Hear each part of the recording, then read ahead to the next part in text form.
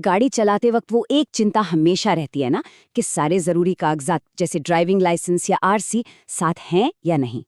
खैर, आज हम इसी परेशानी के एक बहुत ही स्मार्ट और आसान डिजिटल हल के बारे में बात करने वाले हैं। एक ऐसा तरीका जो आपके सफर को वाकई में बहुत आसान बना देगा। अच्छा, ये तो हम सबके साथ हुआ ही होगा, है ना? किसी ट्रैफिक स्टॉप पर या बस ऐसे ही कभी जरूरत पड़ गई और गाड़ी के ग्लव बॉक्स में वो जरूरी कागज ढूंढ रहे हैं, और जब वो नहीं मिलते तो जो टेंशन होती है।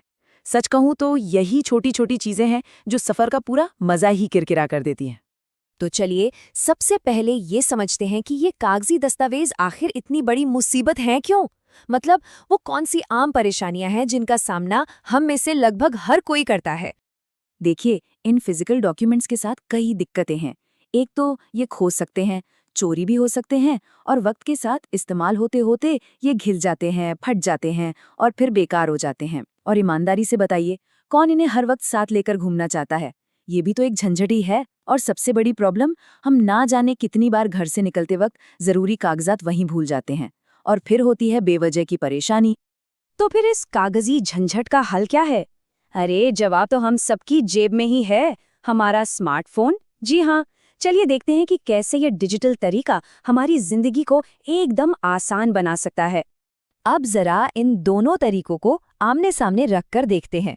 एक तरफ है हमारे पुराने कागज के डॉक्यूमेंट्स, जिनके खोने या खराब होने का डर भय हमेशा बना रहता है, और दूसरी तरफ डिजिटल डॉक्यूमेंट्स। ये आपके फ़ोन में एकदम सेफ रहते हैं, हमेशा नए जैसे दिखते हैं और बस एक क्लिक पर हाजिर हो जाते हैं। फर्क साफ है ना?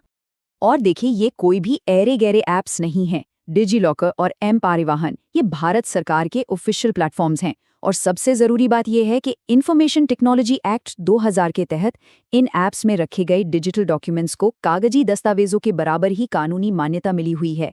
ये बहुत ज़रूरी पॉइंट है। ठीक है, तो अब जब हमें पता चल गया है कि सोल्यूशन क्या है, तो अगला सवाल ये है कि इसे इस्तेमाल कैसे करें। चलिए इस पूरी प्रक्रिया को कुछ आसान से स्टेप्स में तोड़कर समझते हैं। ये प्रोसेस बहुत ही सीधा साधा है सच में। सबसे पहले तो अपने फ़ोन पर डिजिलॉकर या एम परिवहन ऐप डाउनलोड कर लीजिए। हो गया? ठीक है, अब अपने रजिस्टर्ड मोबाइल नंबर से साइन इन करिए। इसके बाद ऐप के अंदर जाकर आपको सरकारी डेटाबेस से अपने ड्राइविंग लाइसेंस और आरसी जैसे डॉक्यूमेंट्स को फेच करना है, मतलब खींचना है। और बस एक बार ये सेव हो गए तो ये हमेशा आपके फ़ोन में मौजूद रहेंगे, और ज़रूरत पड़ने पर आप इन्हें आराम से दिखा सकते हैं। लेकिन रुकिए, इससे पहले कि आप फटाफट अपने डॉक्यूमेंट्स की फ़ोटो खींच के फ़ोन में रख लें, एक बहुत बहुत ज़रूरी बात समझनी बाकी है। एक ऐसी बात जो आपके डिजिटल डॉक्यूमेंट्स को कानूनी तौर पर वैलिड बनाती है या नहीं, ये तय करती है। यहाँ एक बहुत बड़ा फ़र्क है जिसे समझना बेहद ज़रूरी है। देखिए, अपने डॉक्यूमेंट्स की सिर्फ फ़ोटो खींचकर या स्कैन करके फ़ोन में सेव कर लेना ये काफ़ी नहीं है। कानूनी तौर पर वैलिड होने के लिए डॉक्यूमेंट्स को ऐप के जरिए सीधे सरकारी रिकॉर्ड से, जैसे कि नेशनल रजिस्टर से, फेच करना पड़ता है।